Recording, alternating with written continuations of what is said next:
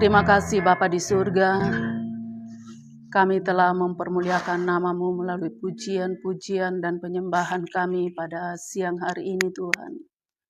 Kami sungguh yakin dan percaya bahwa Tuhan bertahta di atas puji-pujian dan penyembahan kami. Engkau melihat setiap sikap hati kami, setiap kesungguhan hati kami saat kami memuji menyembah Engkau Tuhan. Kami percaya pujian kami menyenangkan hati suci-Mu Tuhan. Dan tiba saatnya kami mau mendengarkan kebenaran firman Tuhan, yang kami percaya bahwa firman-Mu adalah kekuatan Allah, yang kami dengarkan dan memberikan kekuatan bagi kami juga yang mendengarkan dan meresponi setiap firman Tuhan. Kami punya kekuatan untuk berubah, kami punya kekuatan untuk mampu hidup sesuai dengan kebenaran firman Tuhan yang kami dengarkan setiap saat, terlebih pada siang hari ini Tuhan. Kami tahu bahwa firman Tuhan bertujuan untuk mengajar kami, untuk menyatakan kesalahan kami, agar kami memperbaiki kelakuan kami. Dan kami tahu bahwa firman-Mu semata-mata mendidik kami di dalam kebenaran. Terima kasih Tuhan, urapi hamba yang tidak ada apa-apanya. Hamba bukan siapa-siapa, tetapi hamba percaya bahwa jika Tuhan ada di dalam diri hamba, maka hamba ini ada apa-apanya. Terima kasih Bapa, dalam nama Tuhan Yesus Kristus kami berdoa dan kami sambut firman Tuhan. Semua yang siap mendengarkan firman Tuhan sama-sama katakan amin. Baik, kita membaca kebenaran firman Tuhan yang terdapat di dalam Yosua pasal 7. Renungan kita pada siang hari ini saya ambil dari ayatnya yang pertama, bagian 1a. Di situ dikatakan bahwa mengambil sesuatu dari barang-barang yang dikhususkan itu, lalu bangkitlah murka Tuhan terhadap bangsa Israel. Dengan kata lain bahwa orang Israel berlaku tidak setia mengenai barang-barang yang dikhususkan untuk dimusnahkan.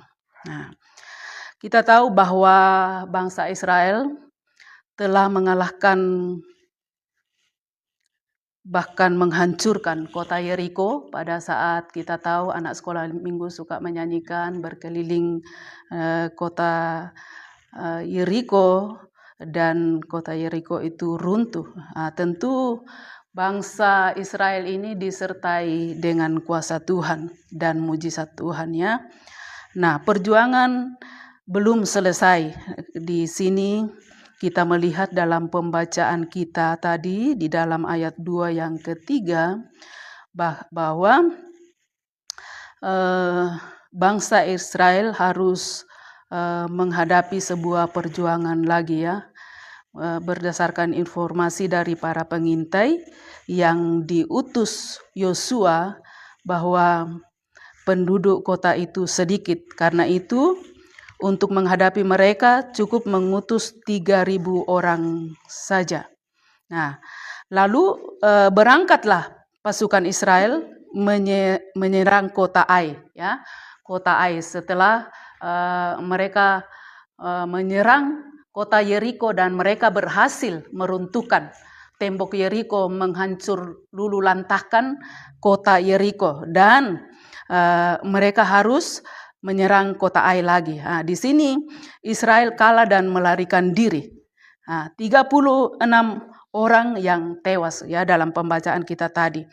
Yosua dan tua-tua Israel berkabung dan sujud di depan tabut. Mereka mengadukan kepada Tuhan apa yang terjadi, mengapa dan ada apa dengan kekalahan ini. Jadi mereka masih sadar bahwa penyertaan Tuhan terhadap peperangan mereka yang mereka lakukan saat menyerang kota Yeriko. Mereka bertanya dalam hati, kenapa kita harus kalah saat kita menyerang kota Ai?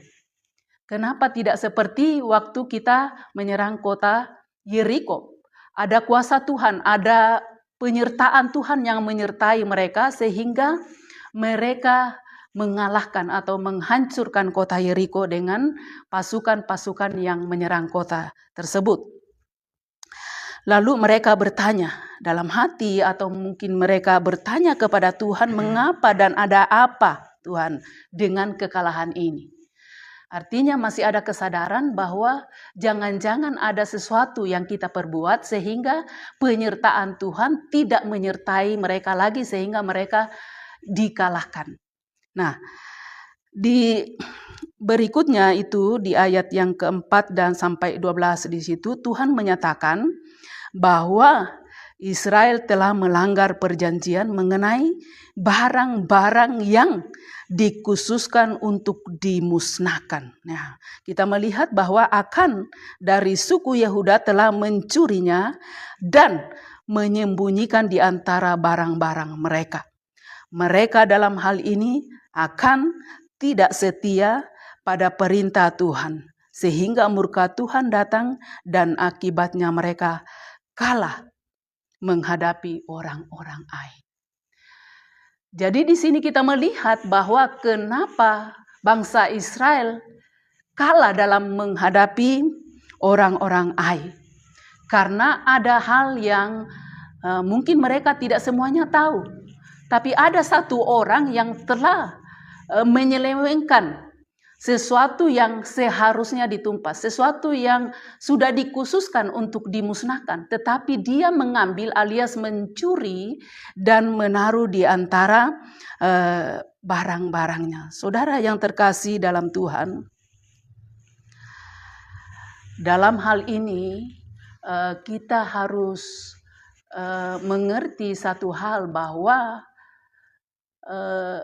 dalam peperangan itu tentu jumlah banyak orang ya. Dan hanya satu orang yang melakukan kesalahan sehingga semua kena dampaknya. Jadi hal ini juga mungkin terjadi dalam kehidupan kita, dalam gereja kita di mana kita berjemaat. Mungkin memang di gereja ini ya, visi dan misi yang Tuhan sudah berikan kepada pemimpin kita yaitu gembala kita adalah visi yang begitu luar biasa. Visi yang begitu dahsyat kalau kita kerjakan secara bersama-sama.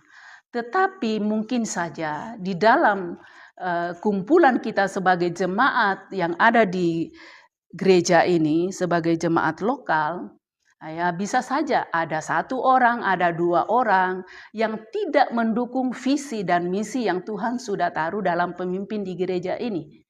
Sehingga sesuatu yang mulia, sesuatu yang baik yang Tuhan sudah percayakan kepada pemimpin kita, itu tidak terlaksana, tidak terjadi atau tidak bisa dieksekusi dengan baik. Karena apa?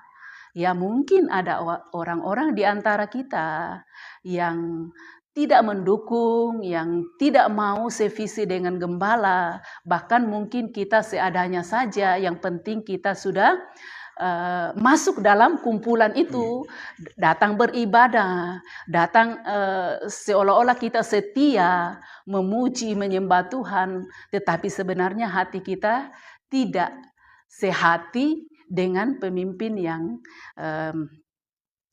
ada di gereja ini. Ini bisa saja terjadi ya dalam kehidupan berjemaat atau dalam rumah tangga kita juga bisa saja terjadi seperti itu sehingga Tuhan tidak menyatakan mujizatnya. Tuhan tidak menyatakan apa yang Tuhan sudah pernah perbuat sebenarnya dalam pelayanan-pelayanan sebelumnya. Tuhan tidak menyatakan lagi kuasanya karena apa? Ada hal yang Tuhan tidak suka, yang telah menyakiti hati Tuhan, mendukakan hati Tuhan melalui sikap kita. Nah, di sini akan dia mengambil sesuatu yang seharusnya ditumpas, seharusnya dimusnahkan. Dia mengambil, dengan kata lain dia mencuri dan dia menaruh di antara barang-barang yang ada pada dia. Nah, hal ini mungkin kita tidak mencuri, tidak mengambil sesuatu seperti akan ini, tetapi kalau kita tidak ada dalam kesehatian, kebersamaan dengan pemimpin yang ada di gereja ini atau hamba-hamba Tuhan yang terjun dalam pelayanan, kita tidak mendukung dengan segenap hati, maka hal ini bisa terjadi. Mujizat Tuhan, kuasa Tuhan tidak dinyatakan di dalam ibadah-ibadah kita, di dalam gereja kita. Karena apa? Ada pengkhianat yang terselubung. Ada pengkhianat yang sebenarnya ada di dalam persekutuan kita.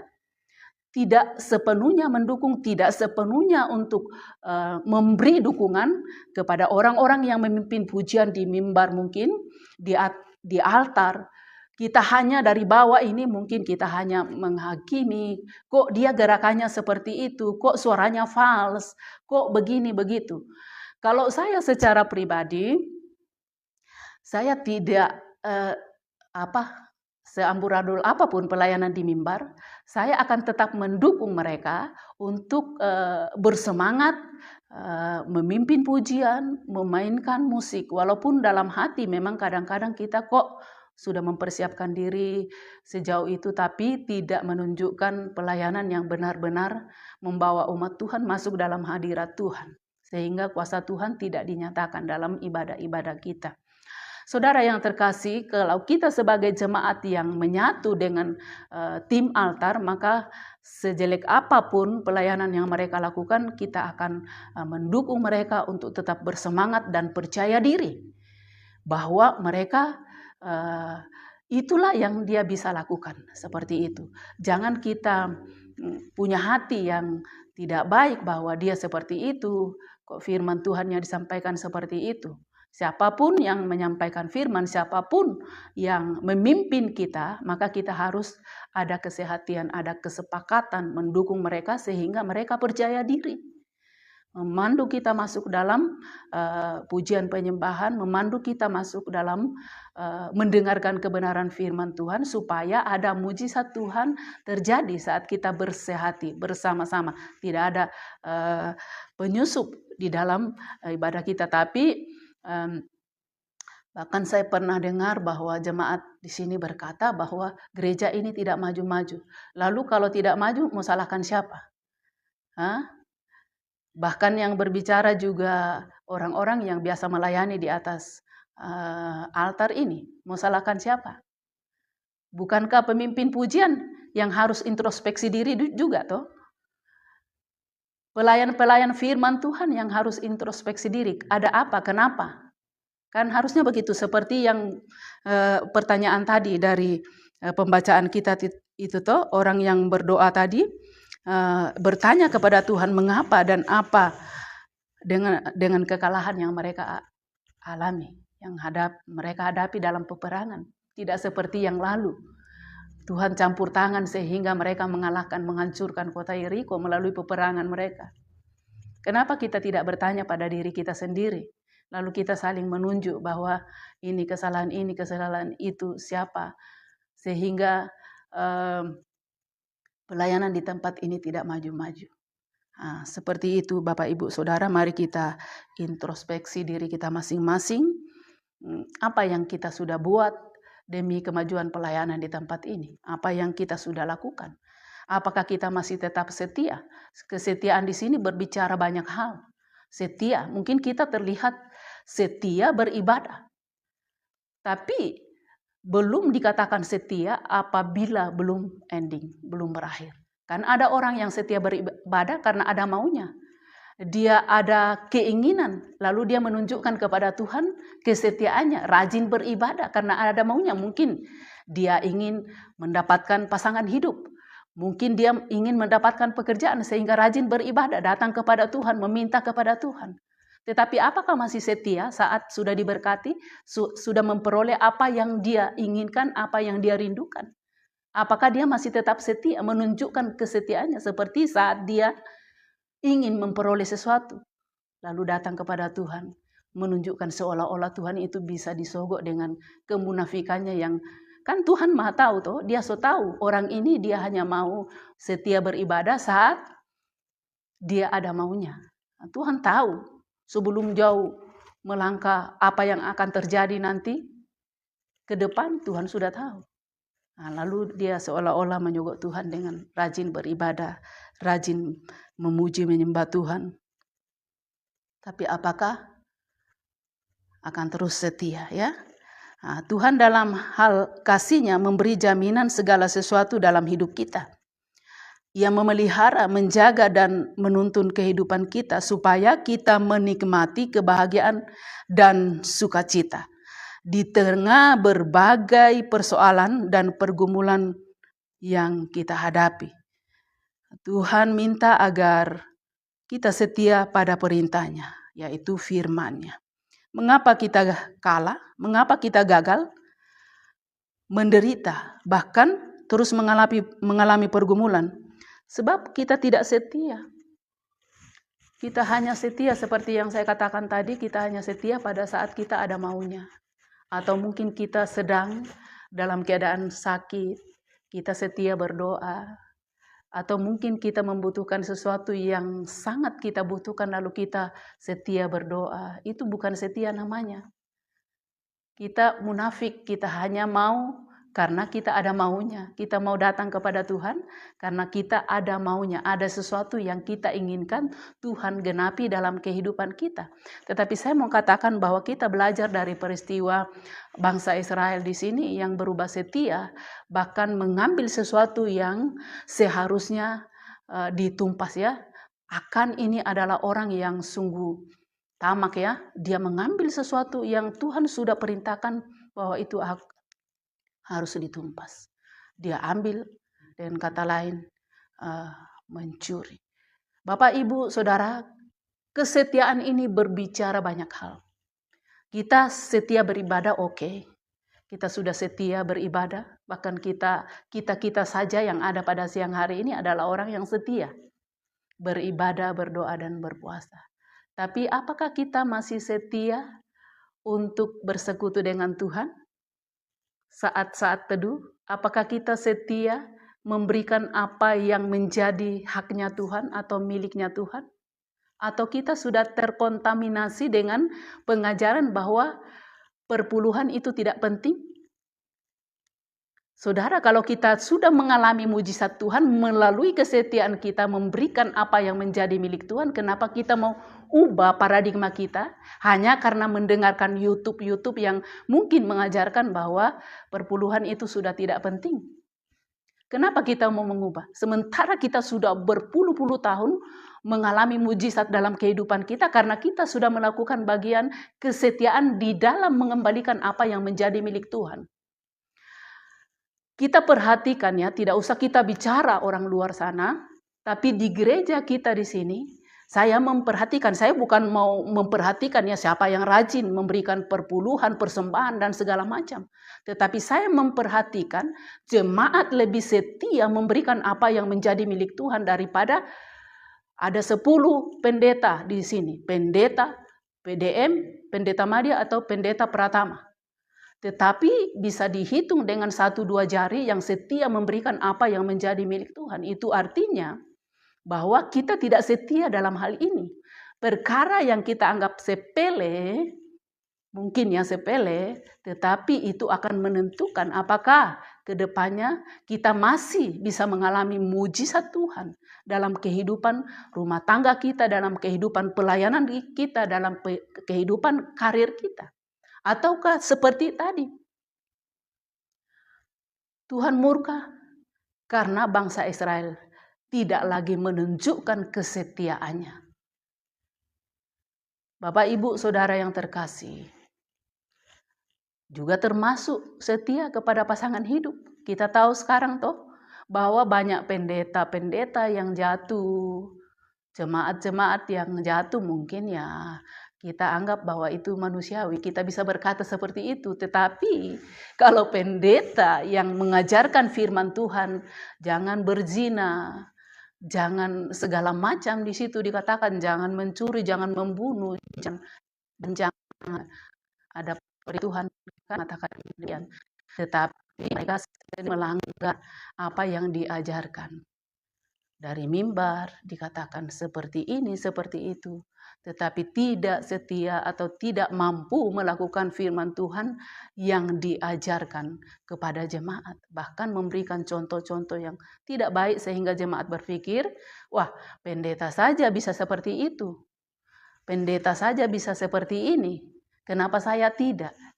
Nah, kan kalau orang pikirannya belum dikuasai oleh kebenaran firman Tuhan, maka akan berkata demikian. Pendeta saja begitu, pendeta saja mencuri, pendeta saja berzina. Kenapa saya sebagai jemaat biasa? Kenapa tidak? Kan seperti itu. Jadi memang untuk menjadi seorang pemimpin atau pengajar, kita harus benar-benar menunjukkan teladan kepada siapa kita memberi pengajaran. Ya, kita tahu juga dalam YouTube itu banyak pendeta yang tidak memberikan teladan di dalam apa yang diajarkan, sehingga banyak jemaat yang terjerumus, banyak jemaat-jemaat yang berpikir bahwa kalau dia saja sebagai seorang pemimpin, pendeta seperti itu, kenapa saya tidak? Mungkin ada orang yang seperti itu. Tetapi puji Tuhan, kita jemaat yang ada pada siang hari ini, kita adalah jemaat yang dewasa ya.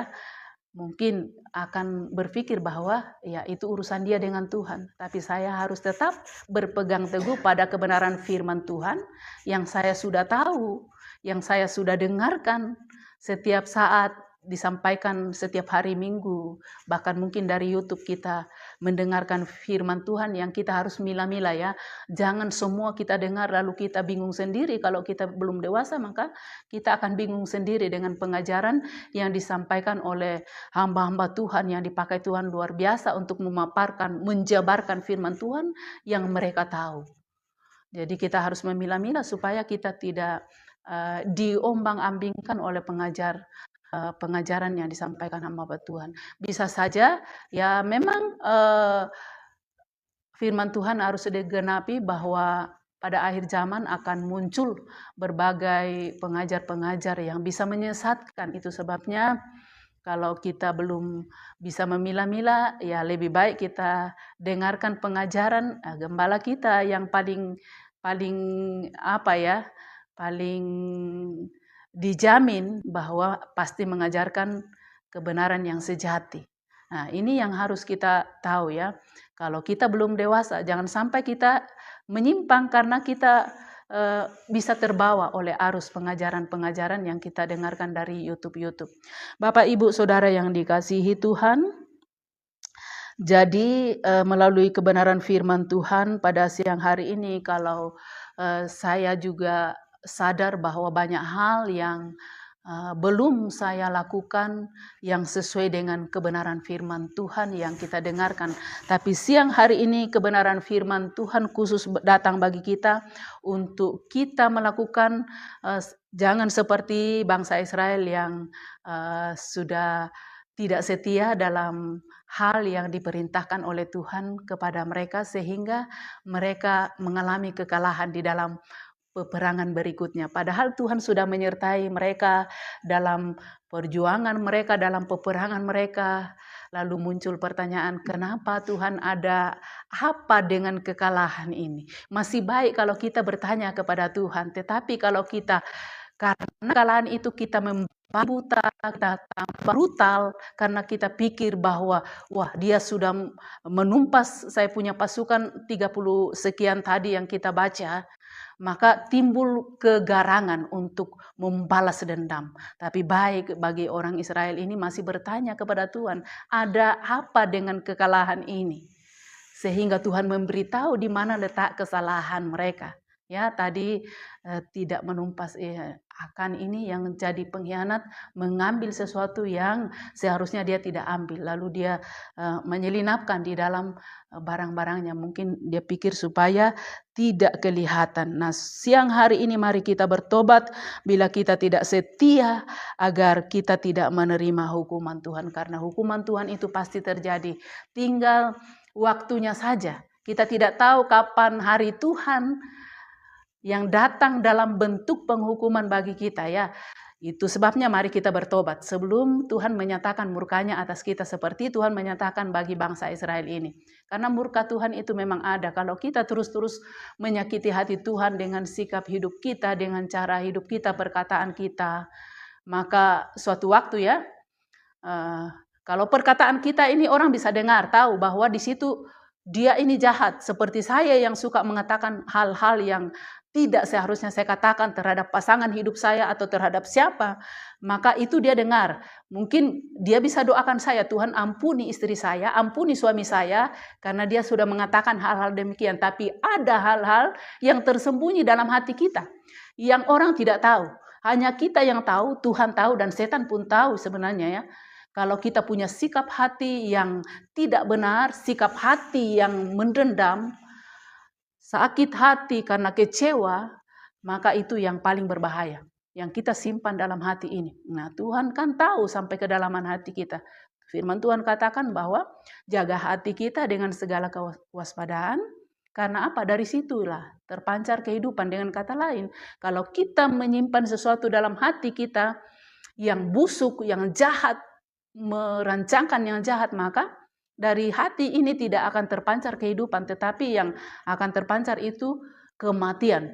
Mungkin tindakan anarkis bisa terjadi akibat daripada menyimpan sesuatu yang busuk, sampah yang seharusnya kita buang, tetapi kita simpan dalam hati, sehingga itu kita munculkan, kita wujudkan dalam tindakan kita, bisa bertindak anarkis, yang bisa membuat orang lain cedera atau orang lain bisa juga mati karena akibat daripada sesuatu yang tersimpan dalam hati ini. Itu sebabnya saya yang menyampaikan kebenaran ini, bahkan kita semua mari kita bertobat apabila ada hal-hal yang kita simpan selama ini, kita saling mengampuni, kita saling melepaskan pengampunan, dan kita menerima satu dengan yang lain dengan lapang dada, bahwa tidak ada lagi gap-gap di antara kita karena kita sudah saling menerima, saling mengampuni, saling memaafkan. Saudaraku yang terkasih, tidak ada cara lain minta kasih karunia dari Tuhan, karena hanya Tuhan yang dapat memampukan kita. Karena jika orang sudah terlampau sakit hati karena ada perilaku-perilaku, ada perkataan-perkataan yang tersimpan menumpuk dari hari ke hari, dari bulan ke bulan, dari tahun ke tahun, berpuluh-puluh tahun tersimpan, tidak diselesaikan, maka itu bisa memicu kita untuk bertindak anarkis apabila tidak diselesaikan. Itu sebabnya Bapak Ibu Saudara, mari kita minta kasih karunia dari Tuhan supaya kita diampuni oleh Tuhan, sehingga dalam pelayanan kita, dalam keluarga kita, mujizat demi mujizat terjadi, berkat-berkat Tuhan dialihkan, dilimpahkan dalam kehidupan kita. Walaupun paceklik sedang terjadi, tetapi kita tidak akan mengalami resesi. Karena apa? Tuhan yang sudah memulihkan kita, Tuhan yang sudah menyembuhkan kita dari segala luka, dari segala sakit. Dia akan melimpahkan berkat bagi kita, karena di surga itu tidak ada resesi. Amin. Ada banyak stok di surga yang Tuhan bisa curahkan, bisa limpahkan kepada kita semua. Bukan hanya berkat jasmani, rohani, tetapi terlebih-lebih itu yang kita butuhkan zaman sekarang ini adalah berkat damai sejahtera. Amin. Berkat sukacita, walaupun kita kekurangan dalam rumah, banyak kekurangan sana sini. Mungkin kita tinggal makan sayur, buah pepaya tiap hari, tetapi ada sukacita. Karena apa? Tuhan melimpahkan sukacitanya, damai sejahteranya bagi kita yang betul-betul menjaga keintiman dengan Tuhan tentunya ya. Kalau orang tidak intim dengan Tuhan, maka yang ada dalam dirinya itu muka pepaya apa segala macam, tidak menunjukkan lagi sukacita ya. Itu sebabnya jangan kita hanya bergaul dengan FB Pro sehingga saya melihat, saya punya kawan-kawan di FB Pro ini, dia begitu bersemangat, bersukacita membalas semua komen-komen. Padahal sebelumnya jangan harap membalas, like pun tidak, like pun tidak. Tapi sekarang betul-betul berinteraksi. Karena itu perintah dari Meta. Kalau perintah dari Meta kita lakukan dengan segenap hati, kenapa perintah dari Tuhan kita abaikan? Kan seharusnya yang kita sudah tahu apa dampak kalau kita mendengarkan firman Tuhan, lalu kita aplikasikan dalam hidup kita, maka aduh berkat Tuhan itu luar biasa ya. Tadi saya sudah katakan bukan hanya berkat itu berbicara hanya kepada materi saja, tetapi terlebih berkat damai sejahtera, berkat sukacita, berkat kedamaian yang kita peroleh dalam kehidupan keluarga kita, dalam kehidupan berjemaat kita, saling mengasihi, saling mempedulikan satu dengan yang lain apabila dalam hati kita ini ada kasih Tuhan. Jadi ini saja firman Tuhan yang dapat saya bagikan untuk kita semua. Kiranya Tuhan menolong kita